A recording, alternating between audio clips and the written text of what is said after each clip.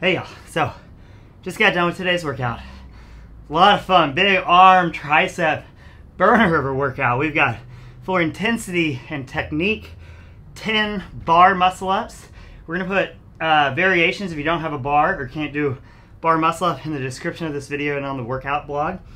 25 push presses, 35% of a max. I realize that's kind of hard to read. That says 35, not 55. Just kind of help you out there. 35. Then we have 50 burpees. Then back 25 push press, 10 bar muscle ups. So really good sub for bar muscle ups is going to be burpee chest to bar pull ups. Put that pull up bar just over reach of the fingertips by about 6 inches or so. Or we can do burpee chin over the bar pull ups. Or we can do burpee jumping pull ups as we lower the bar, lower. If you're kind of someone who has some bar muscle ups, but not a ton, you might want to do kind of a combo, and you might want to do something like 3 bar muscle ups, 7 burpee chest to bar pull ups, or something like that. Or you can just simply change that number to be about 75% of a max set. So if your max set is 10, then we probably want to do like 6 to 8 reps here and here in this workout.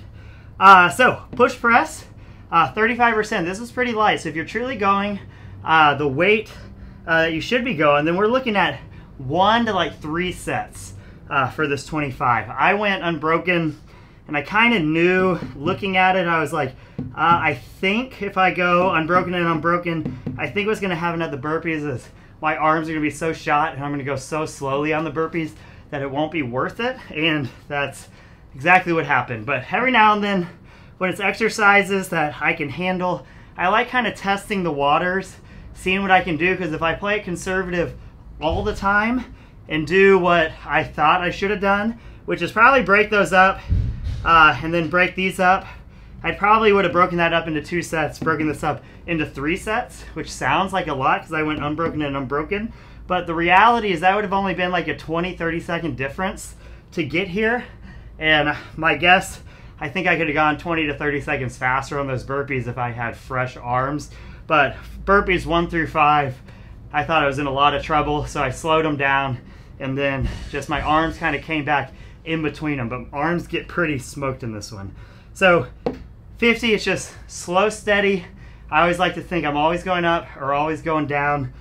Whenever arms are a factor, I really like to rely on that arch and snap. And when we do, we got to keep butt tight, belly button drawn in. So these are tight positions, and we're not just getting overextended down in that bottom position. So unbroken on the burpees, we can speed them up, slow them down, depending on how your arms feel. That's gonna be the major factor here.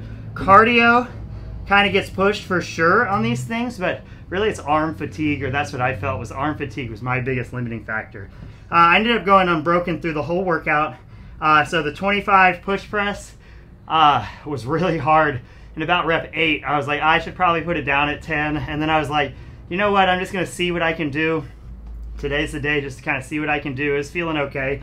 I was able to go unbroken, but it was tough.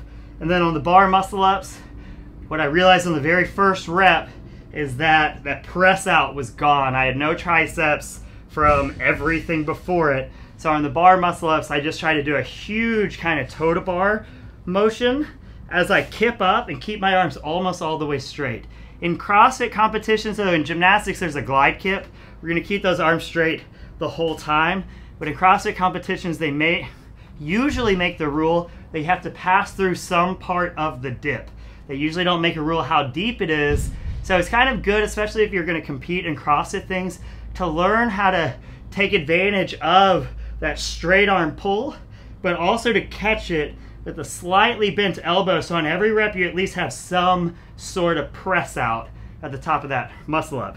The other thing to keep in mind is this is pulling and pressing, but this is pressing, pulling and pressing. So in a workout like this, you can really rely on the big pull on the way up because the press is gone. But on other workouts, it might make more sense to do less of a pull up and give it the full press out if your pressing muscles are fresh and the pulling muscles are tired. So just like everything, we want to dig and understand these exercises kind of at a deeper level That way we don't have just one way we can do an exercise.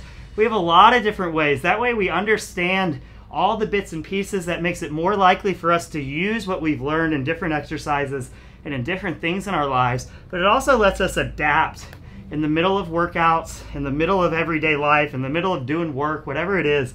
It lets us adapt to be like, oh, my press is gone, so how can I take advantage of, oh, my body position in the burpees? Oh, my press is gone, how can I take advantage of actually the pull and the kip more in the muscle up? Or if this was a completely reversed workout and this was like pull-ups, and then these were ring rows or something else, then we might be flipping it, pulling less, and really putting the emphasis on the press. So, long story short, this took me about 7 minutes, just over 7 minutes.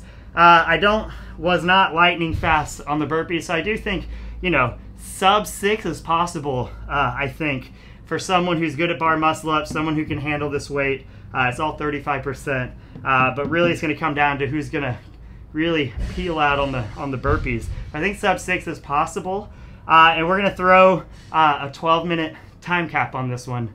Hope you have fun. I really enjoyed it. Good, nice, strenuous, pressing, fatiguing workout. A lot of fun. Enjoy it. Talk to y'all soon.